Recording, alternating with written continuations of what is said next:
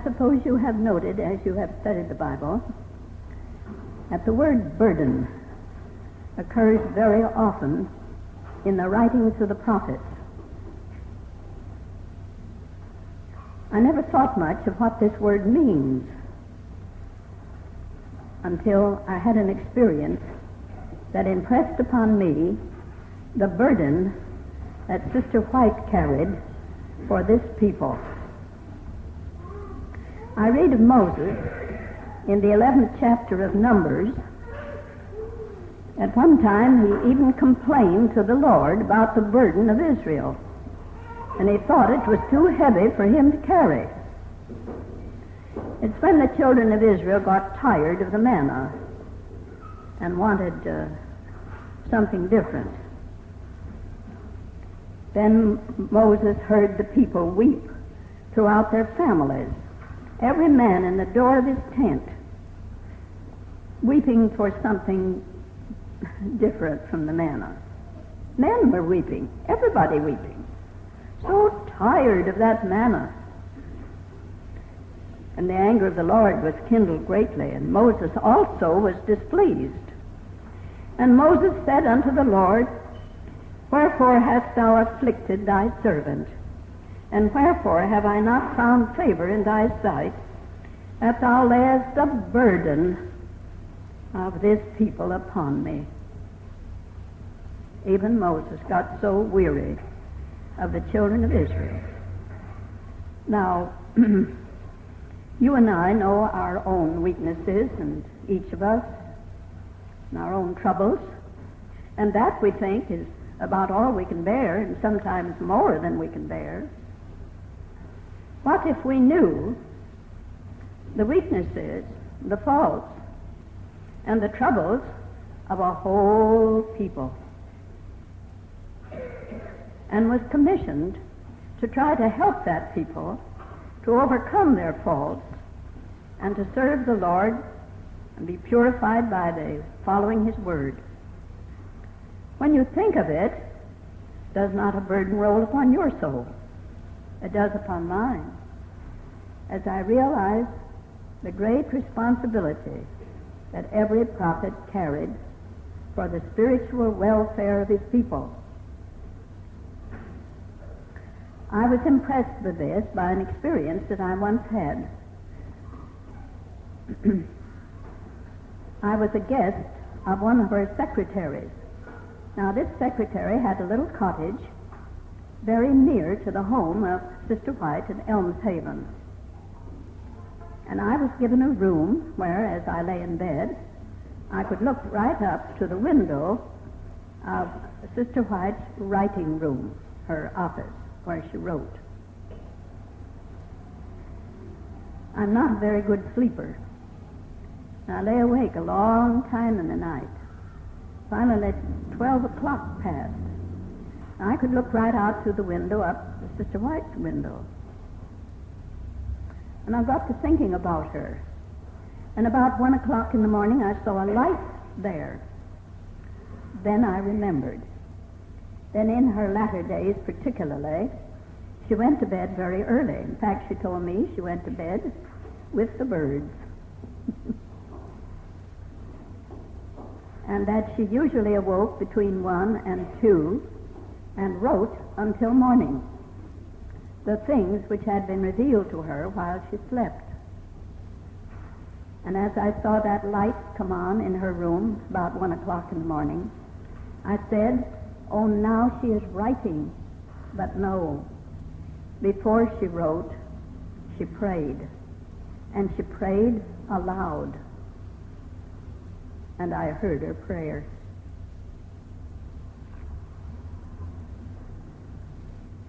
I have never heard such a prayer anywhere from anyone at any time. She was pleading with God for you and for me, for the people of God, that we might not fail to do the work that had been given us to do. And then she talked with God about our weaknesses and where we were failing, and pleading with God that His Spirit might speak to every heart,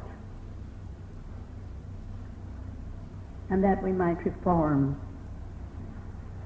and hasten to do the work that should be done in the world for lost souls.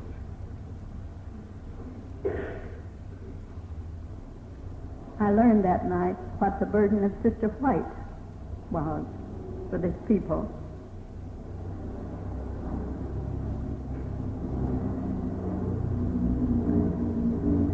Presently there was silence, and I lay there, and that light did not go out till dawn. Later in the day I met Miss McInturfer, and I said, Sister White did considerable writing last night, did she not? Yes, she said. There was a great heap of manuscript by her table. Now, she always used a certain marble-top table that had been given her in Australia. She brought it back with her. And she wrote on it, and as she wrote, she allowed the manuscript to fall on the floor. Just fall right over the edge. And there was a great pile of it in the morning. Miss McInturfer gathered it up, took it to a typist. It was copied. No changes made except that it was capitalized and punctuated. No, Sister White didn't know much about punctuation, and her typist did that for her. But they were not in any wise to change anything. Then after she'd had her breakfast and had exercised a little and had her breathing exercises, it was returned to her. She read it carefully. She sometimes made some additions or expressed herself differently. Now in this prayer that I heard her pray, she prayed for us all, for the people of God. But before she finished, she prayed for herself. And she asked God particularly to help her to express the thoughts that He had given her that night. While she slept, He had given her a message. Now she prayed that she might have the words with which to express that message. So no one was to change it, you understand. One did attempt it once, twice. The first time she called her in and talked with her, and this lady, who was a highly educated lady and thought she knew a great many things, said, "But Sister White, that is what, I'm sure that's what you intended to say. That's what you meant to say." "Oh no," she said, "I said what I meant to say. Now you must not do this again." A month went by, and this secretary was tempted again. She was sure that Sister White hadn't been able to express herself and say exactly what she wanted to say, so she changed it again. And then Sister White called her in, and she said, "My dear, you have changed. You have changed my manuscript again." "Yes, but Sister White, you really did mean to say that now, didn't you?" "No, I didn't. I said what I meant to say." "And now, my dear, I had hoped that you would remain with me, that I might keep you as long as I have anything to write. But since you cannot resist the temptation to exercise your own judgment as to what I mean, I will have to let you go, that you may occupy a less responsible position." "I'm very sorry," she said. "I'm very sorry. But I cannot have my manuscript changed."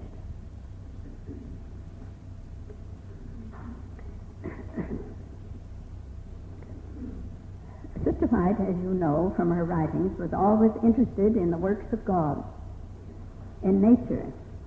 This home that was purchased for her at Elmshaven was a farm. And she sent back to Australia for a farmer. There was a man in Australia that had quite a large family and had met with some reverses, but he was an excellent farmer. His name was James, Brother James. So she sent for him to come and manage the farm, and a most wonderful farmer he proved to be. She was very fond of his children. He had quite a large family. I remember when I first came to Mountain View, the first time I came here, one of his daughters was teaching the church school here in Mountain View. Well,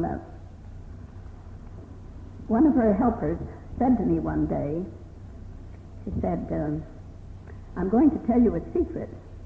Now, you mustn't tell Sister White, because we don't want her to go out. It's been raining last night, but there's a new little calf in the cow barn, and if she knew it, she'd have to go out to see it.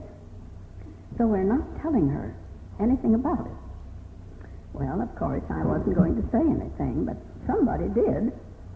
I think she asked a question, and then she must go. She must go at once to see that new little baby calf. And Miss McIntyre said, Mother, it's been raining. It's wet outside. You'll get your feet wet. But I'll put on my galoshes, she said. But it's too wet. You'll get your skirts wet. Well, I'll put on my short skirt. Now, a short skirt didn't mean to her what it does today.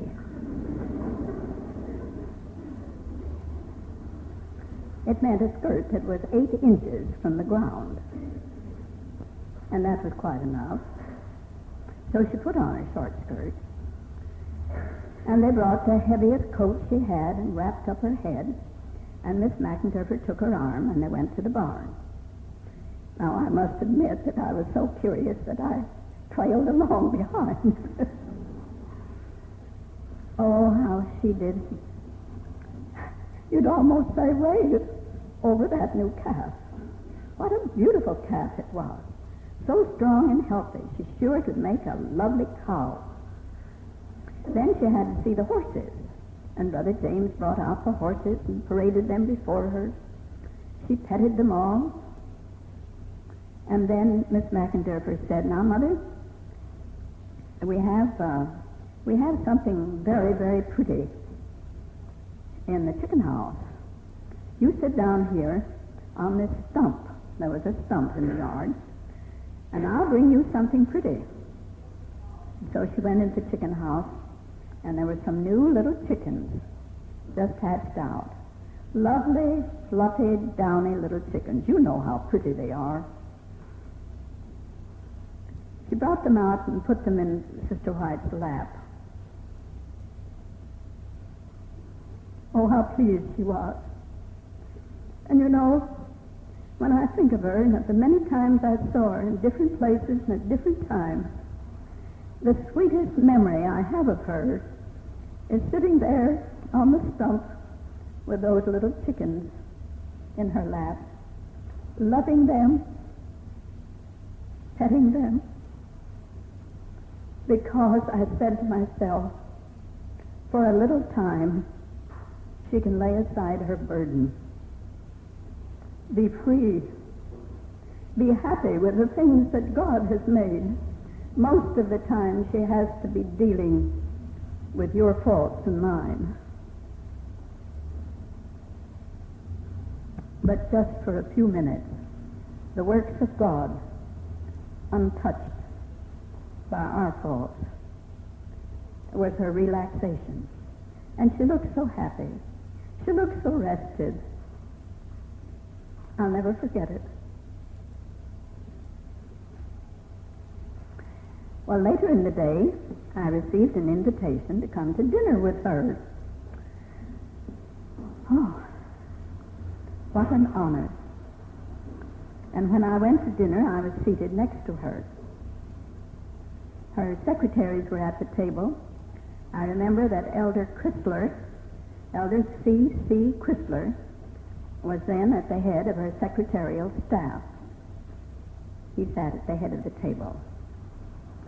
And I remember also that she had two special dishes that the rest of us didn't have. One was a dish of greens. In her later days, she had greens for dinner every day. She said they were good for elderly people. And she also had a cup of red clover tea. I'd forgotten about this in years afterwards, but some years after I came here, I was terribly troubled with indigestion. And dear Sister Lloyd came in one day and found me in misery. She went straight home, got her red clover tea and brought it over and made me a cup of it, and I drank it with great relief. And then I used it quite regularly until my stomach difficulty was cured, and I've had no trouble since. I once met Dr. Valmer, and we're quite friends. I've been his patient so many times. And I asked him why it was that the red clover tea was such a relief to me. He said, "You are disposed to be very acid." And then he smiled when he said it. And this red clover is an alkaline, and it alkalizes your stomach and relieves your distress. He said, "I advise you to use it whenever you have any difficulty." I pass it on to you.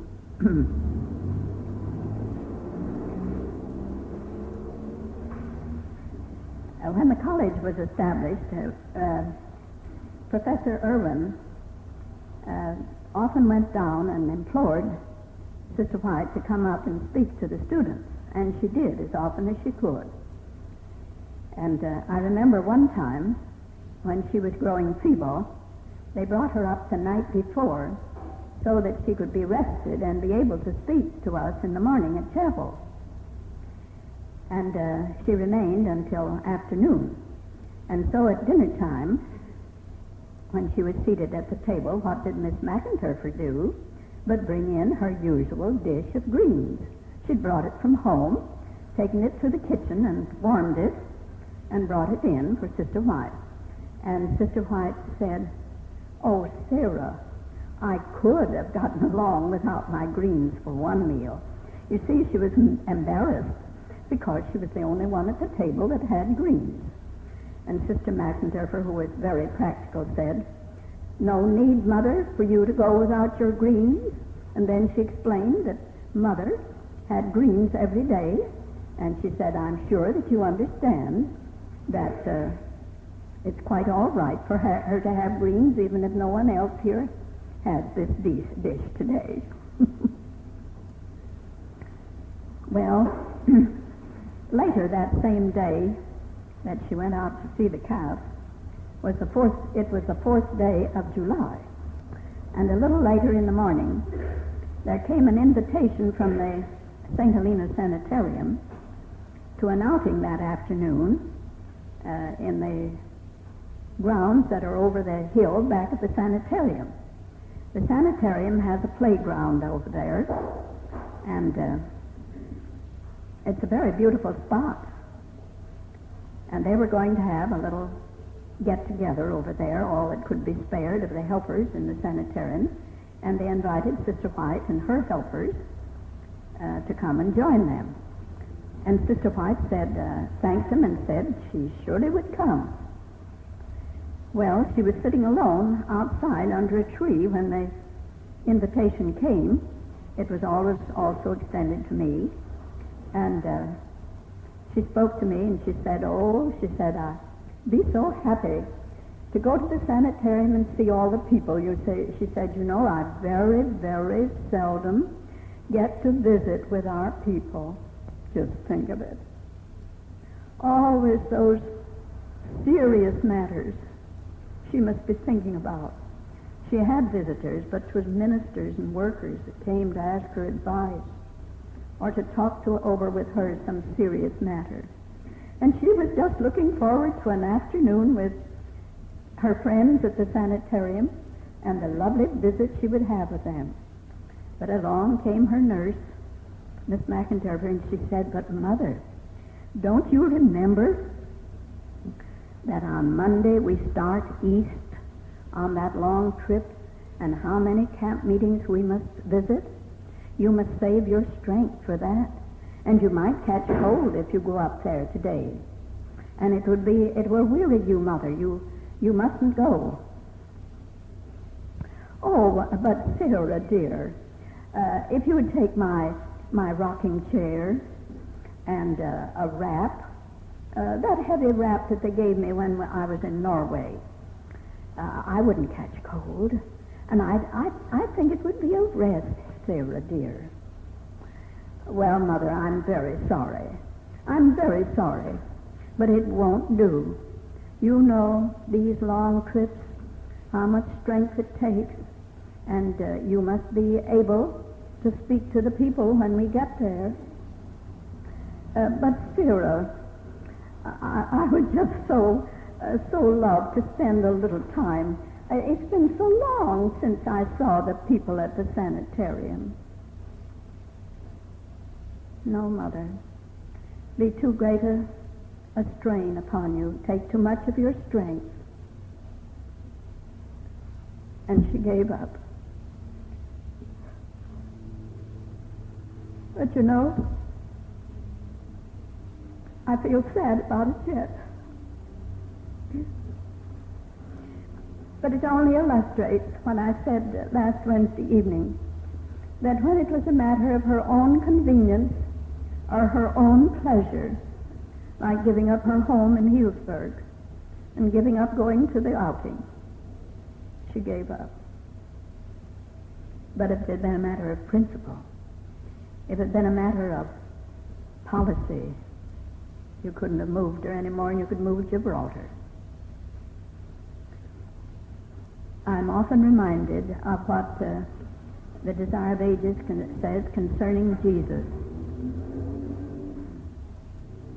He never contended for his rights, but always for the right. There's a difference, you know. There's a difference between contending for the right and contending for my rights. She never did.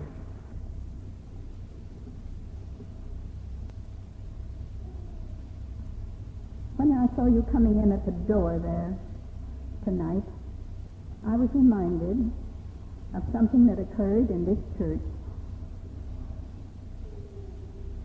Did you know that long ago, Mountain View was the headquarters for the Union Conference? And the Union Conference officers lived here. And on this corner over here, where they're building a new apartment house, you remember, was a little building that stood there for a long time and looked so forlorn, all closed up. Well, that was the Union Conference office. But that was a long time ago. In 1909 and 10, I was in conference work, and so when there was a Union Conference annual meeting, I came here to attend it. Now, this room wasn't more than half as big then as it is now.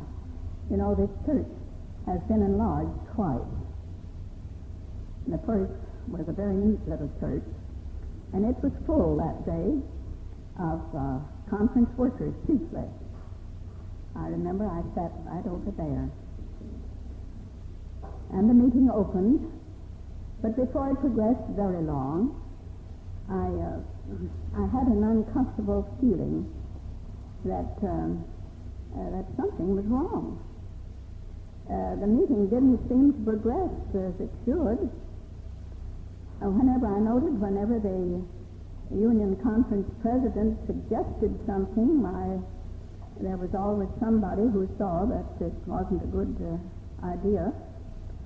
And when the delegates had something, then the Union Conference president didn't seem to approve of it. So we went through a whole day without accomplishing anything.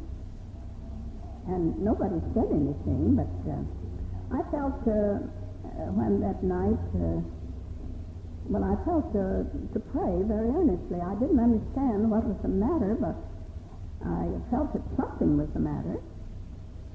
And I prayed that we might make some progress the next day. Well, the next morning we all came together again and had the opening exercises. And then the door opened. Now we would receive the word that Sister White was not well and that she wouldn't be able to come to the conference. But the door opened and she walked in. And when I saw her face, by that time I'd grown rather accustomed to her expression. I said, there's something serious on her mind. I wonder why she has come to the conference when she was reported to have been ill. She walked up here, and the conference president saw her and went down to meet her, greeted her, and he said, Sister White, have you a word for us this morning? She said, yes, indeed I have. So he brought her up here. I thought of it tonight when I came up here to this rostrum. And she came immediately to the desk. She said, I had not intended to come here because I had been ill. But the Lord had told me that I was needed here. So I have come. And he has revealed to me some of the differences in this union. Then she turned to the Union Conference President. I'll never forget it. She said, my brother, when you were made president of this union, God did not call you to be a dictator. Then she looked down at the row of ministers in front. And my brethren, you shouldn't be so sensitive. Then she went on to explain that God had revealed to her that there were differences between the president and many strong-minded ministers in the conference, and that so long as that existed, the work of God would stand still. Now, she said, God has a wonderful plan for the development of the work in California, especially in Southern California. She said, every year, thousands of tourists come to Southern California, many of them in poor health. There should be, scattered over Southern California, a number of sanitariums so that these people could be cared for while they are here and instructed in the principles of healthful living. God wants to do a great work in Southern California, but he cannot do it unless you come together in unity and work together. His work is being delayed because of your differences. Now, brethren, the case isn't hopeless. You just look into your own hearts now and be honest with yourself. Ask God to help you to see your heart and to see if the ideas you hold, if you're positively sure that you're right and nobody else is.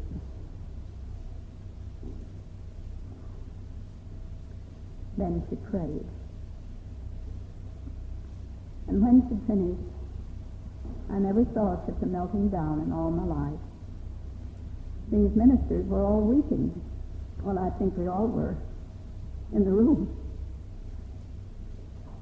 And they came up here to the, well, they didn't get up here because the president came down to them. And such a breaking down I've never seen anywhere. And then, why, the business just went of itself, and we were all agreed. Oh, how wonderful it is when brethren dwell together in unity, isn't it? when brethren dwell together in unity. What mighty things God can do.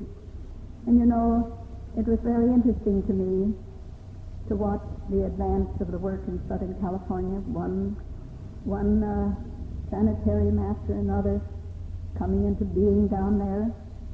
I was one of the first patients in Loma Linda Sanitarium, and remembered that she said that there were places already built in Southern California that were perfectly adapted to our work. If we would all agree, God will help us to find them. And very shortly, Brother Burden found this one, Loma Linda. And I was, having read all about it, that she said it was in perfect order, and it was. There were the most beautifully polished floors, and there wasn't a scratch on them anywhere. The draperies weren't faded. The kitchen was in perfect order. I remember the brother that went there as the first cook in Loma Linda, and when he went into that kitchen, he wept for joy. He said he never walked into a kitchen so well appointed as was that, with all the silver shining. Must have had a wonderful caretaker there. You know, it had been built for a sanitarium by the doctors in Los Angeles, the doctors of the world. They had learned of the great success that Seventh-day Adventists had with sanitariums. So they thought they'd build one. But when they got it built and had it so beautifully furnished, they couldn't get anybody to go out there. 60 miles from Los Angeles? No. Like going around the world. And they wouldn't go. They couldn't get their patients to go. You know, they'd even built treatment rooms, but I smiled when I saw them. You could hardly turn around in them. They had forgotten, you know, or they didn't know that you had to have quite a bit of room in a treatment room. If you were going to give treatment, there wasn't room to bring a table in. But they were doing the best they knew. They knew that Seventh-day Adventists had succeeded wonderfully with sanitariums, and they thought that they could too. But they didn't have all the lights, you know. And there that building had stood for 2 years, and yet it had been kept in perfect order. There were the barns, the cow pastures, the horses, the carriages, all in perfect order, just as if they were made for us. And we got it because, for a very low sum, because we had come finally into the unity of the faith. And they had the same experience when in Glendale, buying a building already built, hadn't been built for sanitarium, but it proved to be very well adapted for it at a very small sum. Well, the lesson I've never forgotten, that when there's unity among us, God can work mightily.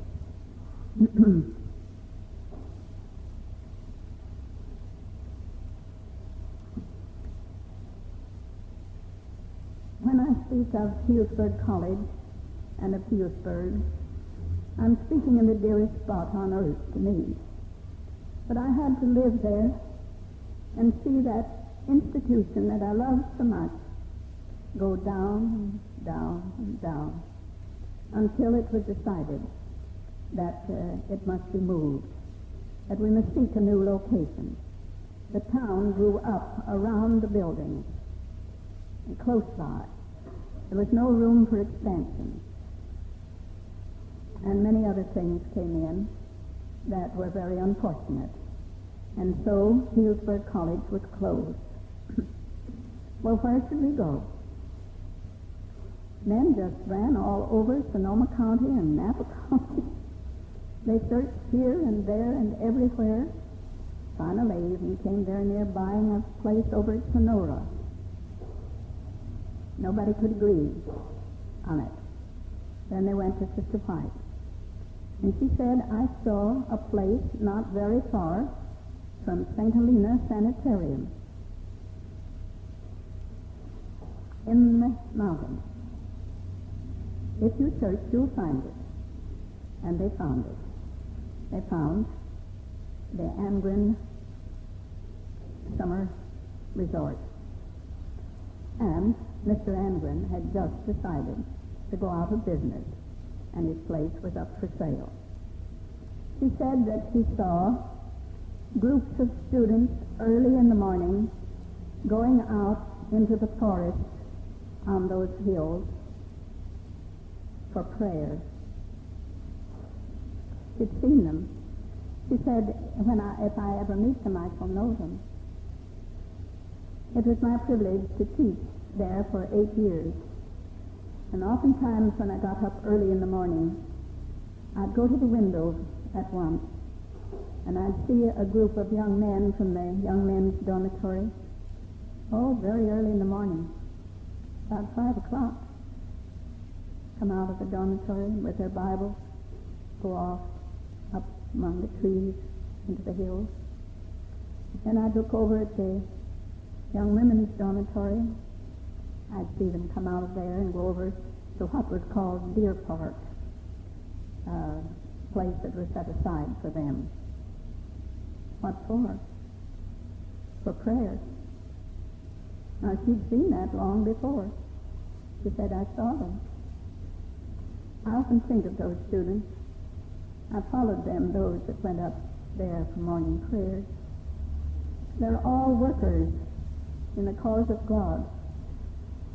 I met one not long ago, and he spoke about those morning prayer meetings, those prayer bands up among the trees. She had seen them long before. She was advised, before this, as you know, she was in Australia and established the Australasian Missionary College. Now, from 1901 until 1909, the principal of that college was Professor C.W. Irwin. He carefully followed the principles of Christian education as had been revealed to us through Sister White. He didn't deviate in any respect from any principle. And Australian Missionary College reported that for the first time it did all its bookkeeping with black ink during the time that Professor Irwin was principal. Now, one of the troubles in Healdsburg College was that we got terribly in debt, closed with a debt of $30,000, and that was a tremendous sum in those days. Just seemed as if we couldn't keep out of debt. So when the conference purchased the Angren Summer Resort, they said, now, we'll start a college here, but we want a man who does his bookkeeping with black ink. We don't want any more red ink. And so she said, well, I know one man that can conduct the school and keep it out of debt. Well, where is he? Who is he? Well, it's Charles W. Irwin over in Australia. And my cablegram went over there too quick for anything. To ask Professor Charles W. Irwin if he would come to California and take up this responsibility of this new college. Now, things went so badly, oh, I'm so sorry and so ashamed to say this, in the last days of Healdsburg College, that many of our people had taken their children out of the college and put them, well, at Berkeley and Stanford and other worldly colleges. Oh, it was a sad time. It was a very sad time. Now then, here comes this stranger, and he's to conduct the college and see that it never gets into debt and build up faith once more in our own college. He, a stranger. Well, he arrived in Oakland, and before he'd ever seen it. They gave him the keys down in Oakland. That's where the conference headquarters was then. And he started up, crossed the bay on a ferry boat. That's the way we crossed in those days, you know, before the bridge was built. And as he did, he thought to himself, well, now, next Monday, school is to begin. That's how much preparation he had for it. There was nothing there but the buildings that Mr. Anwin had for his summer resort. And he said, why, they didn't give me any money. And I'll have to buy some groceries. So he pulled out his pocketbook and looked it over, and he found that he had $25 of his own money. So he took out his notebook and began to make a list of the things that he would just have to start the school, like flour and sugar and so on. Well, as he sat there, do you know, he told me this himself. Across on the deck, the other side of the deck, he saw a gentleman sitting who kept looking at him, kind of like that. And presently, this gentleman got up and came over, and he said, Professor Irwin, I believe, gave his name, said he was from Sebastopol. He said, I understand that you're starting a new school up here in the hills. I've been down and transacted a little business in the city, and as I saw you sitting here, it occurred to me that you might need a little money. You might be glad to have a little extra change, and I happen to have, $25. Could you use it? Well, could he use it? So Pacific Union College was begun with $50. Professor Irwin stopped in St. Helena and bought $50 worth of groceries. A team was there ready to take him up the hill. The horses and wagons and buggies and coaches that Mr. Anwin had used to bring the summer resort people up to his resort he had sold with the place, and there was a man there to meet Professor Irwin. So up he came with his groceries to start the college, a new college here. And there was one young man waiting to register. Now, I wonder if you could imagine who that young man was. His name was Charles D. Upp.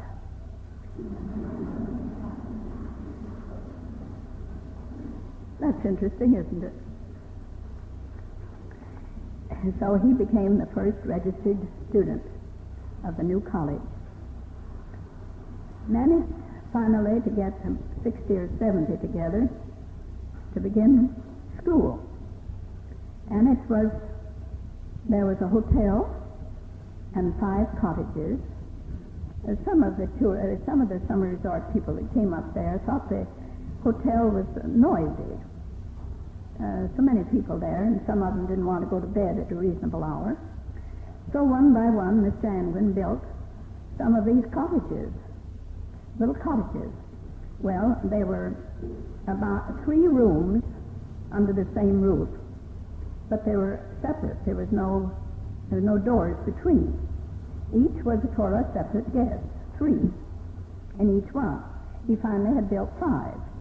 Then he had an amusement hall, a swimming pool, and the old ranch house that he had lived in before he built the hotel for a resort. And that's all there was. And it was that Pacific Union College began.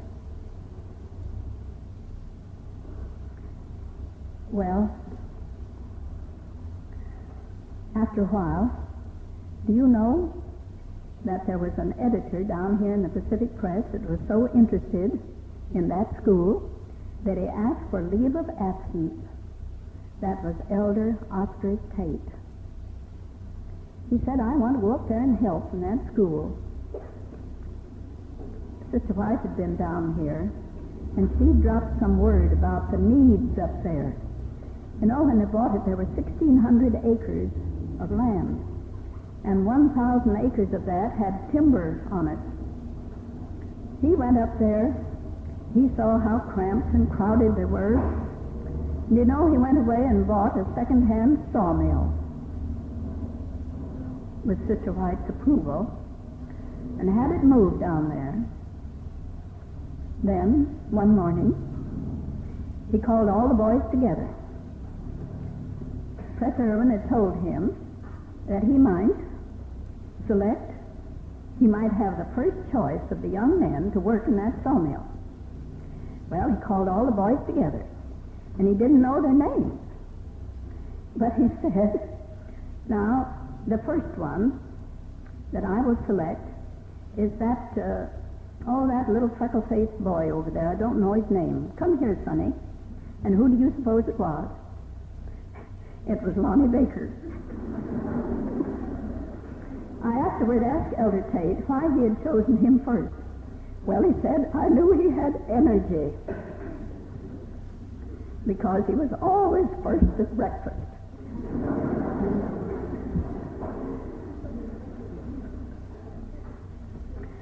So he chose a crew for the sawmill. And those boys worked there. My brother worked there 5 years in that sawmill. Now this school was started, as Sister White had said, as a study-work school. You know what that is, a study-work school? The rules were this, that every student there was expected to work 2.5 hours a day. Now these rules he had made up down in the office of Sister White. They together made the rules for PUC, and that was the first one, that it was to be a work-study school. And these rules said that every student there, boy or girl, made no difference who it was, should work 2.5 hours every day. And then, if they wished to earn something on their tuition, they might have 2.5 hours more. So my brother worked 5 hours every day in that old sawmill. And I was pleased once. I was in a meeting. He didn't know I was present. He was asked what was the best thing he got out of college. He says, I learned to work. And wasn't I proud of him? Yes, I was. He says, I learned to work. Do you see? Oh, I got many good things, but he said, that's what I count best. I learned to work. He says, I learned the dignity of labor. And that's a good deal. That's one of the fundamental principles of Christian education. That everyone not only studies, but he works, and works every day. Well, up there, everybody works, even fathers. I can remember, my most vivid picture of President Irwin was in the rain. It rained and rained and rained up there. We finally built a dormitory, West Hall. But you know, just as we got it done, a spring broke out underneath it. Oh, everything happened that could, it seemed. Well, I've seen Professor Irwin out in the rain in his hip boots, shoveling mud, making a ditch to run the water off from around the buildings. And Professor Newton helping the boys to manage old Maud. That's what they called a tractor that hauled in the logs from 1,000 acres. You know, when the boys came in, they looked just like Negroes. Brother stoked it for a while, and I didn't know whether it was my brother or who it was when he came to dinner. But he was healthy. And you know, in all my teaching,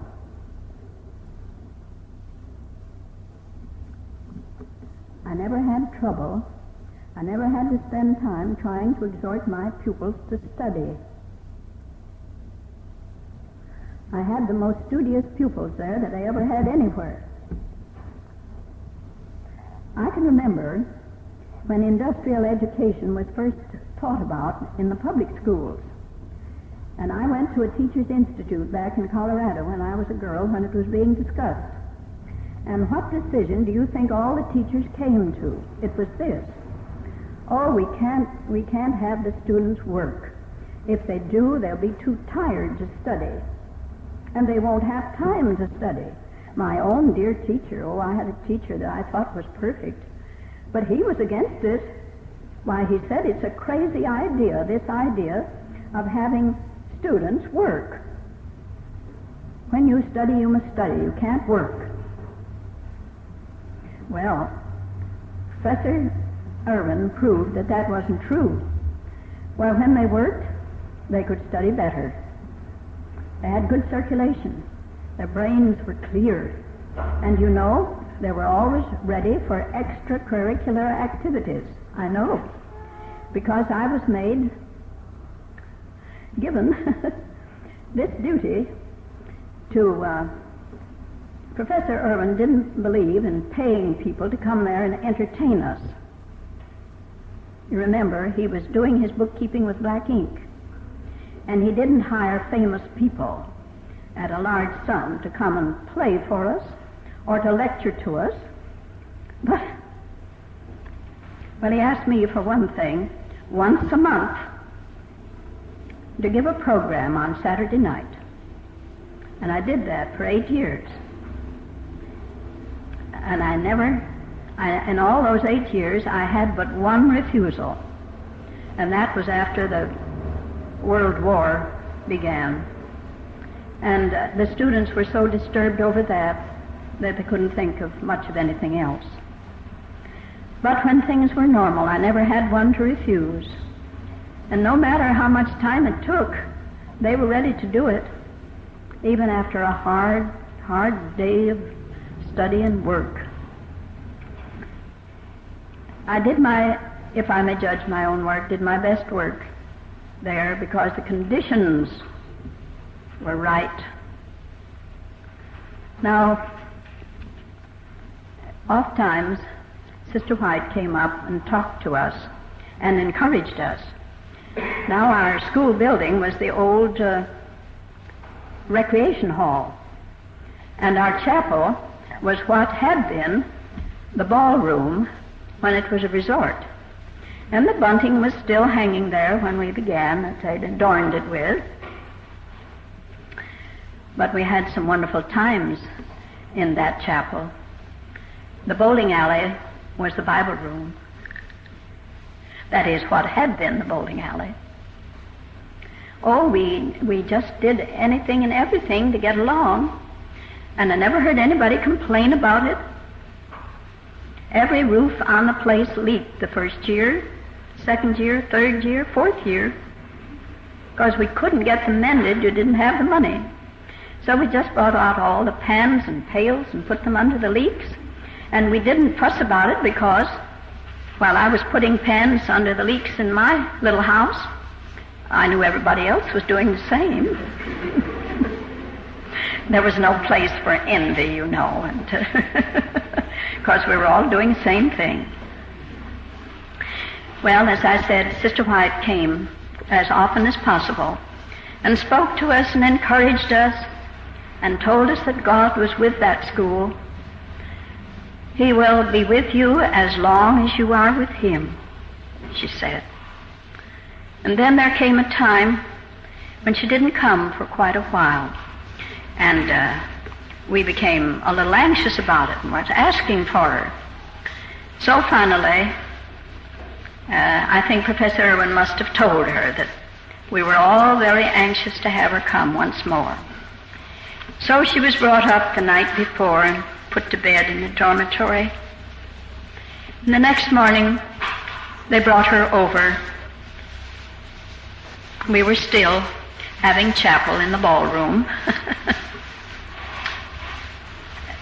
Her son brought her, and Professor Irwin and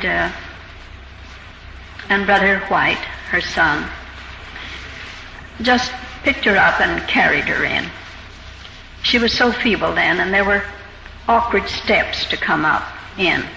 And when she came to the rostrum, they had to lift her up into the rostrum. And Brother White stood beside her with his arm about her and supported her while she spoke. I don't think she spoke more than 10 minutes. She wasn't able. But this is what she said, as nearly as I can remember. She said, "My dear young people, I'm grateful to God that He has given me strength once more to come to speak to you. You have a rare privilege of establishing a new school. You may have some inconveniences, but, as she said, yours is a great privilege to establish a school on right principles. You know, I've learned since that the early days of an institution are its best days." Yes, I've learned that too. I know now what she meant. She said, "I was young like you when God called me to His work. And I put my armor on, and I've never taken it off, and I never shall till my work is done." Dear young people, when you put your hand to the plow, never turn back. I hope that every one of you has consecrated your life to the work of God. Count the cost, my young friends, and when you have determined to do that, don't let anything hinder you. Don't be discouraged. "Oh," she said, I know what the evil one does. I know by what he's tried to do to me, to discourage me, through 70 long years. But I put my armor on way back when I was a girl, and I've never taken it off, and I never shall till my work is done." And she paused. "And it's almost done. My secretaries are busy these days gathering the material for another book." She says, "You know, God has helped me to write a series of books, but there's one lacking still. I haven't yet a book on the latter part of the Old Testament. But I have written a good deal upon that, here and there, and my secretaries are gathering it together, and I help them as much as I can. But I'm not as strong as I used to be. But I shall not lay my armor off. God will help me to finish this book. I have the assurance that He will help me to finish this book." Now that book was Prophets and Kings. The manuscript was ready, but it wasn't published till after her death. She never saw the book in book form, but the manuscript was ready.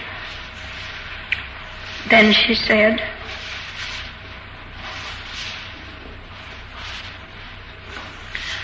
"I think I can't speak any more to you today, but remember, put your armor off and never take it off. I will never take my armor off until my work is done." Then they took her away, took her out and put her in a chair on the porch while Brother White went for the carriage for her. We could see her through the glass doors. I think we were all weeping. And you know, as she sat there, she began to sing. She loved to sing. And they told me that it was an old Advent hymn. The only words I remember is, "Jesus is coming again, coming again, coming again."